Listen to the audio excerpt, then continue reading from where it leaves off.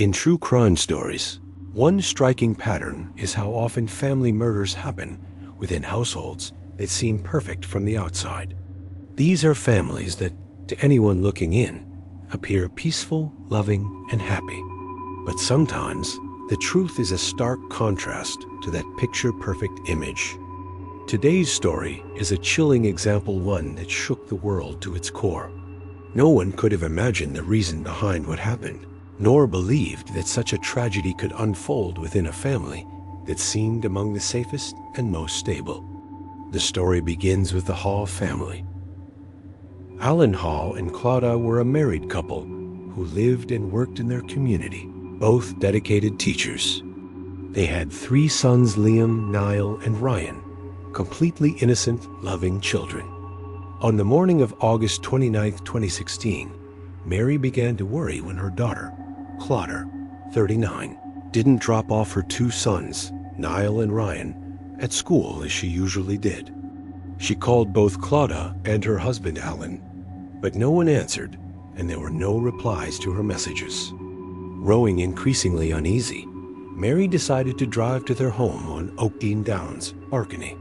When she arrived, she saw both family cars parked in the driveway, and the curtains in both the living room and bedroom were tightly drawn, clear signs that something wasn't right. Clodagh would never leave without telling her mother. At first, Mary feared they might have suffered from carbon monoxide poisoning. But when she used her key to open the back door, she found a handwritten note taped inside. It warned not to enter and instructed her to call the police immediately. In that chilling moment, Mary knew something terrible had happened. On August 29, 2016, Mary lost her daughter and 3 beloved grandsons in a horrific tragedy. They were brutally and mercilessly murdered by Alan Hawe in an act that was both deliberate and premeditated. Before delving into the shocking and heartbreaking details of the case, let's first take a moment to learn about the Hawe family. Alan and Clodagh were not an ordinary couple. They were devoted educators, committed not only to their teaching careers, but also to the close-knit community they were a part of.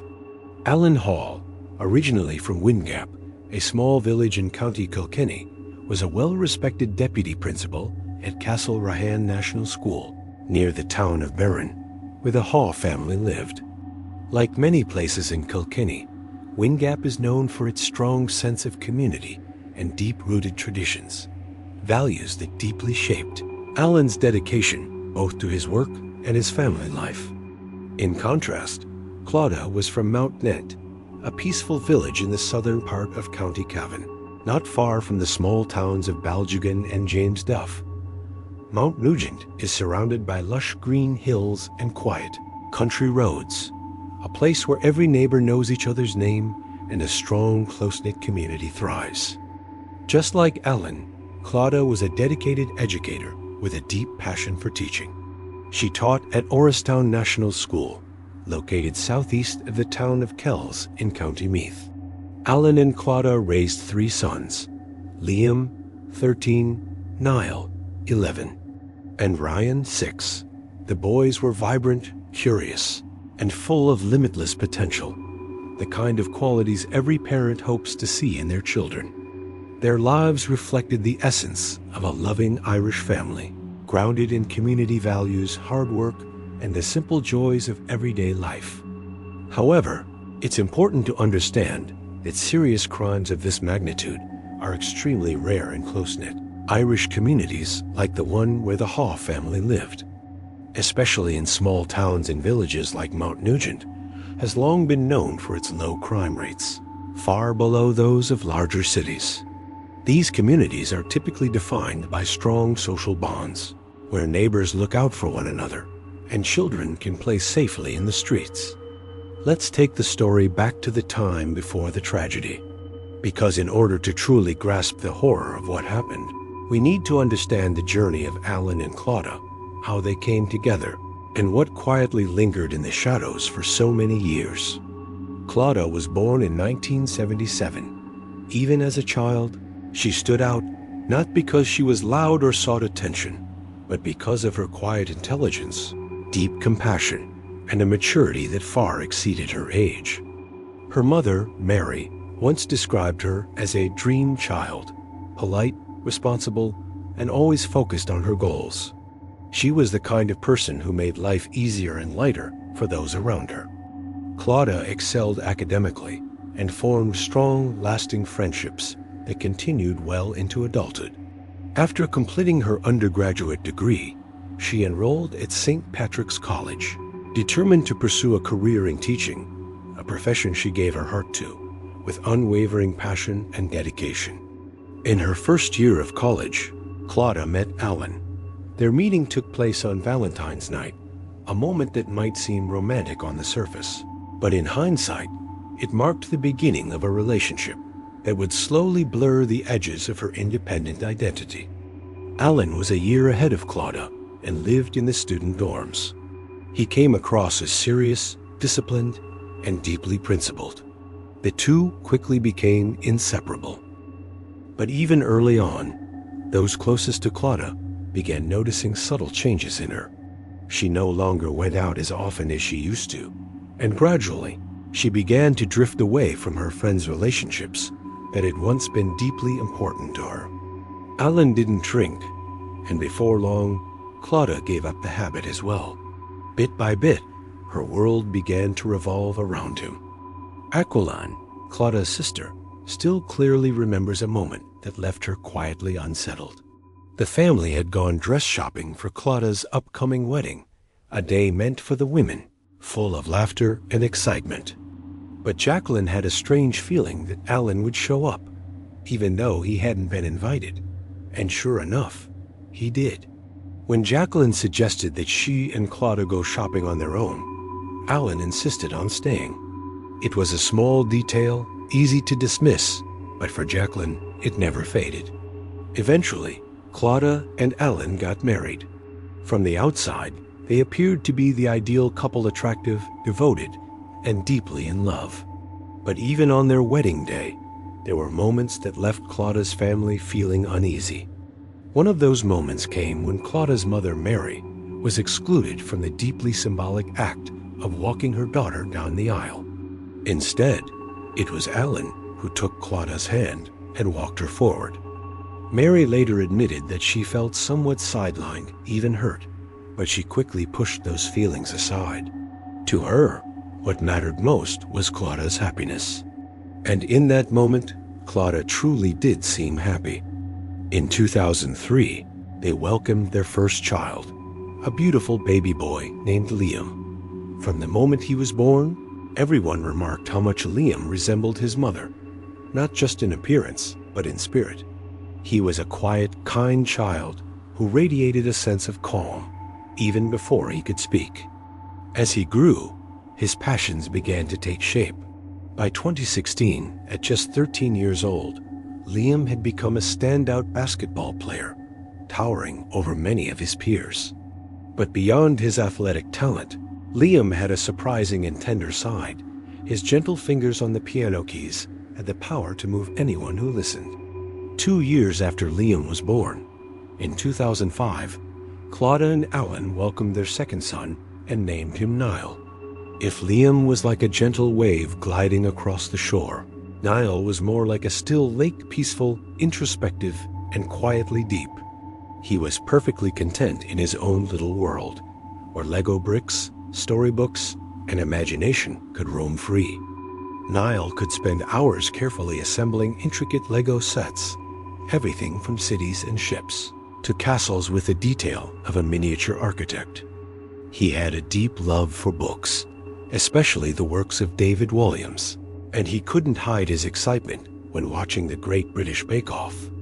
With eyes that always sparkled and dreams written plainly across his innocent face, Niall often told his family that one day he would open his own bakery so he could make sweet treats for everyone he loved. By 2010, the Hall family welcomed their youngest member, a little boy named Ryan. As the baby of the family, he was affectionately nicknamed Ryan the Rebel. He carried a special kind of energy, vibrant, magnetic, and contagious. Mischievous, bold, and wildly creative, Ryan was often the mastermind behind harmless pranks that sent all three brothers into fits of laughter.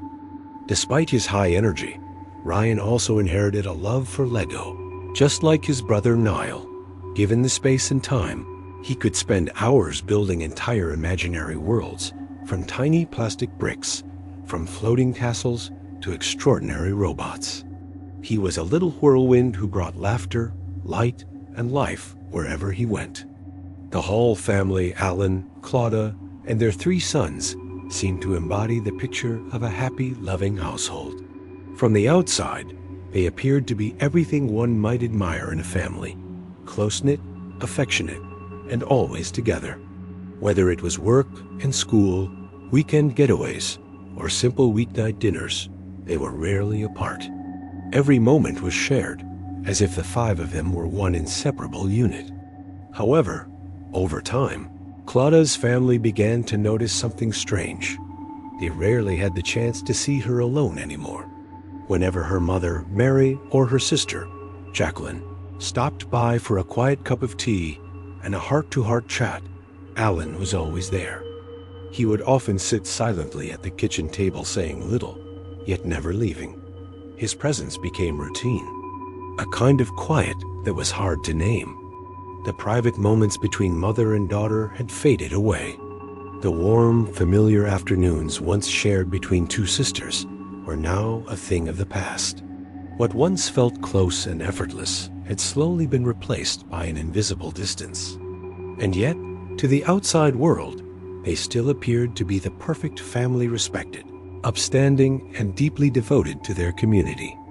Alan, in particular, was seen as the picture of the ideal man in town.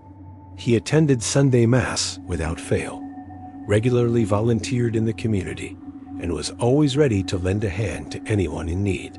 To outsiders, he was a pillar of strength, but to those who truly cared for Clodagh, a quiet sense of unease had begun to take root. On the surface, their family appeared to be the very model of harmony, happy, close-knit, and well-respected. But beneath that peaceful exterior, tiny fractures had begun to spread silently. No one in the community, not even those closest to them, realized that everything was on the verge of shattering until the fateful Sunday evening of August 28, 2016. That evening, after returning from a short holiday, the family stopped by to visit Clodagh's mother, Mary. Earlier that day, Liam had just finished a basketball game in Virginia, so they took the opportunity to catch up before heading home. Around 7 p.m., the adults gathered around the kitchen table, sipping hot tea and nibbling on biscuits. Meanwhile, the three boys lounged comfortably in the living room, engrossed in a TV show. It was a peaceful, familiar scene, so ordinary, so comforting. Nothing seemed out of place. But for Mary, there was something she just couldn't shake off. Alan seemed unusually restless, anxious, in a way that felt out of character.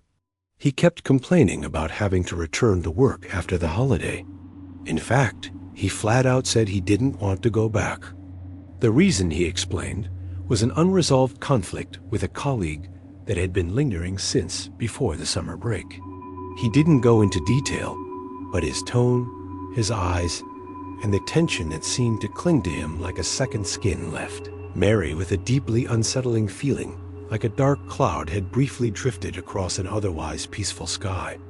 What Clodagh's family would later be forced to confront through notes.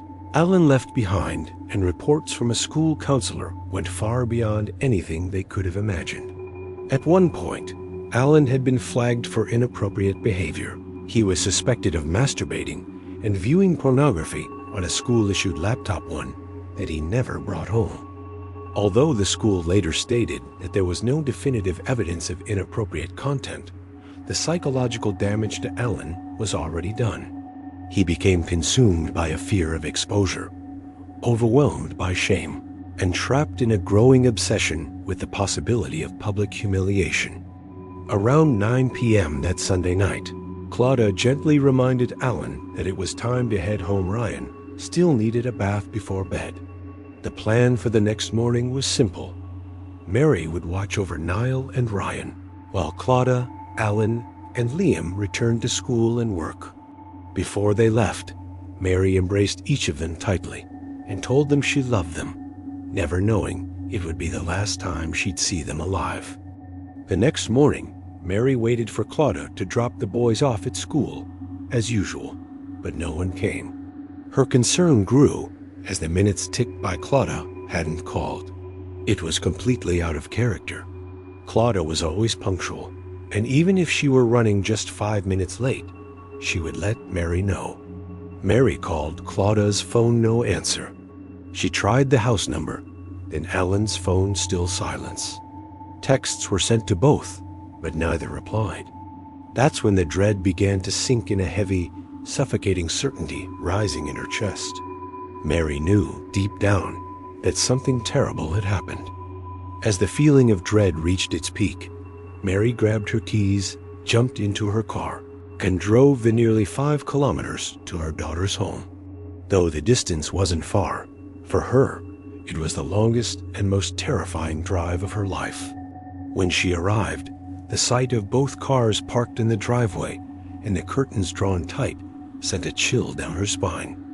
Approaching the back door with her spare key, Mary spotted a handwritten note taped to the glass scrawled by Alan. "Do not enter. Call the caretaker." Her hands began to tremble. She dropped her phone and struggled nearly 10 times before finally managing to dial emergency services. After calling the police, Mary ran to the neighbor's house in a state of panic, barely able to breathe. With a trembling voice, she whispered her deepest fear, that Alan had done something terrible to Clodagh and the children. The neighbor accompanied her back to the house, and together they waited for the authorities to arrive. When the first responders, Garda Aisling Walsh and Garda Alan Ratcliffe, arrived at the scene, they gently asked the 2 women to return to the neighbor's home and wait there. Moments later, the unthinkable news was delivered. All 5 members of the family were dead. No one had survived. Jacqueline, Clodagh's older sister, was on her way to see their mother when she heard the first news report. 5 people found dead in Cavan. From that moment, the truth slowly began to unfold. Through the investigation, police determined that Clodagh was the first victim. While she was sitting at her computer, browsing vacation packages and sipping a cup of tea, Alan approached her from behind. He struck her in the head with an axe taken from the shed, then stabbed her from behind. Clodagh tried to fight back. Raising her arms to defend herself, one arm was nearly severed. The level of violence shocked investigators. Alan used 2 different weapons, as if he had been completely overtaken by rage. After killing his wife, Alan sat down and wrote a 5-page suicide note, speaking about shame and a storm he believed was coming. He tried to reassure his loved ones that everyone was at peace, despite the horrific act he was about to commit. Then, Alan went upstairs to Liam and Niall's bedroom. He quietly approached Liam's bed, knelt over his son, and slit his throat before the boy had a chance to scream. Niall, though younger, fought back fiercely. His hands were covered in defensive wounds.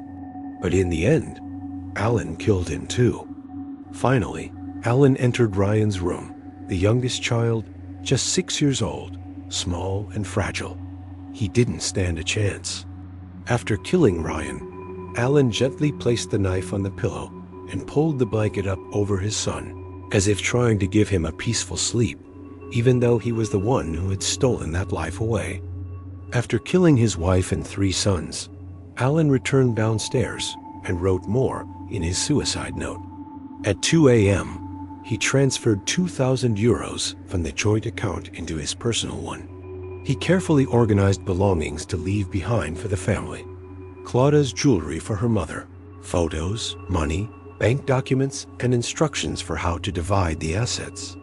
In his message, he urged his loved ones not to repeat his mistakes and asked them not to forgive him. Alan stated he did not want a Catholic burial. Instead, he wished to be cremated and have his ashes scattered at sea. Once everything was arranged, he hanged himself in the hallway. Alan stated he did not want a Catholic burial. Instead, he wished to be cremated and have his ashes scattered at sea. Once everything was arranged, he hanged himself in the hallway. In his letter, Alan implied that he had been caught engaging in inappropriate behavior, as noted by a school counselor. He had contacted the Irish National Teachers Organization, though it's unclear whether it was to seek help or to find a defense. He believed Clodagh knew nothing, and that killing her was a merciful act to spare her the shame he feared was coming. Jacqueline recalled that a local man told her he had seen Alan Hawe driving near Castlerahan School early on the morning of Monday, August 29th, the same day the bodies were discovered. Another person reported seeing the same thing. Both informed the police, but when the family inquired, they were told it may have been a case of mistaken identity. However, for Jacqueline's family, this was a troubling detail. They believed Alan might have returned to the school in the middle of the night to delete files or hide evidence on the school-issued laptop. Their concern deepened when they learned that the counselor had documented that 97% of the pornographic material Alan accessed came from that very device. The Hall family requested full access to all case files, but were denied. They felt that the investigation meant to bring clarity to the tragedy was instead riddled with gaps and ambiguous information. On multiple occasions, they only learned key details through the media, before any official confirmation from authorities. Jacqueline described it as a prolonged form of grief. Not only had they lost their loved ones in a brutal way, but they were also left in the dark, forced to piece together the truth from unofficial sources. During the investigation, Alan Hall's medical and counseling records were reviewed. Based on these, Professor Harry Kennedy, a forensic psychiatrist, concluded that Alan had suffered from depression-induced psychosis, which led to the massacre. However, Jacqueline strongly disagreed. She couldn't believe that a professional who had never met Alan in person could reach such a conclusion based solely on secondhand documentation. To the family, this assessment failed to reflect the true nature of what had happened. In his final letter, Alan Hawe wrote, "Clodagh is very happy. The boys are very happy." These words stand in stark contrast to the image of someone suffering from severe depression or psychosis. Moreover, Alan had been regularly visiting his general practitioner for over 5 years, without ever receiving a diagnosis of mental illness. His doctor was also unaware that he was seeing a counselor. He had never taken sick leave for mental health reasons, continued to fulfill his role as deputy principal with full responsibility, actively participated in community events, and was widely regarded as a stable man devoted to his family. What raised suspicion was that Alan had stopped attending counseling sessions 2 months before the incident. Clodagh's family suspected that this might have been when he began planning the attack. Around the same time, he also moved the living room couch, a piece of furniture that hadn't been relocated in 12 years, directly in front of the fireplace, with its back facing the door. They believed Alan intentionally positioned it that way to conceal himself and ambush Clodagh by surprise. Legally, because Alan was the last to die after killing his entire family, he was still considered the legal heir. This meant that the property and house would be inherited by Alan's relatives, a reality that infuriated Clodagh's family. They didn't want the house to remain, nor were they seeking compensation or profit. They simply wanted the site of the tragedy to be destroyed. The family envisioned replacing it with a memorial garden, a peaceful place to honor the lives lost. However, Ireland's outdated inheritance laws from 1965 forced them into a legal battle to prevent the killer's family from receiving the estate. Jacqueline called it the final insult. In the end, a difficult agreement was reached. Clodagh's family was granted the right to apply for permission to demolish the house. Jacqueline had once promised she would be there on the day the house was demolished. Clodagh's family had to make another heartbreaking decision. In the immediate shock following the tragedy, they had agreed to have Alan buried alongside Clodagh and their 3 sons in the family grave. But as time passed, and the unbearable reality became clearer, they realized this was impossible. They could not accept that the man who had taken the lives of their loved ones would rest beside them in peace. Although they had no legal authority, Clodagh's family reached out to the Hawe family, and fortunately, they agreed. In May 2017, Alan Hawe's remains were exhumed and cremated. The inquest, which lasted 2 days, was filled with tears. The official verdict: Alan Hawe murdered his wife Clodagh and their 3 sons, Liam, Niall, and Ryan, before taking his own life. Clodagh's family, despite enduring a loss no words can truly capture, has never given up the search for the full truth. They have continuously called for a comprehensive, psychological autopsy of Alan Hawe, a method designed to thoroughly analyze his behavior, emotions, and mental state in the days and weeks leading up to the tragedy. For them, this is not simply a legal or investigative effort, but an essential part of healing, a way to understand what truly led to such a horrific act. Yet all of their calls had been met with silence. Authorities, having closed the criminal investigation, have offered no clear response and taken no further steps to help the family understand Alan's mindset or motivations. This lack of closure has only deepened the family's pain. Not only have they lost their loved ones, but they've been left in a state of confusion, heartbreak, and a sense of abandonment by the system. Jacqueline and Mary, Clodagh's sister and mother, have said time and again, without knowing why, they cannot truly move forward. They are not seeking revenge. They are only seeking the truth. No one ever asked them what life was really like behind closed doors. No one asked what it was truly like living with Alan. Later, Jacqueline spoke out. In hindsight, those people were fooled as much as we were, and they were misinformed as much as we were. Alan Hawe spent a lot of time with the community at school, in the church, GAA. He was very hidden, very silent, and so nobody could be blamed for thinking that he was this good man, a caring man, a trusted man that anybody who wanted anything done to go to. Even though their grief was laid bare before the public, Mary and Jacqueline never sought the spotlight. All they wanted was to mourn quietly. But when no one in power would listen, they spoke up. And then, all of Ireland began to listen. Support continued to grow day by day, but their fight was far from over. More than 60,000 euros was raised in Clodagh's memory, funds used to support victims of domestic abuse, giving women a lifeline to escape harmful relationships. Clodagh's name now lives on at Orristown National School, etched into a newly built hall, a permanent reminder of love, strength, and resilience.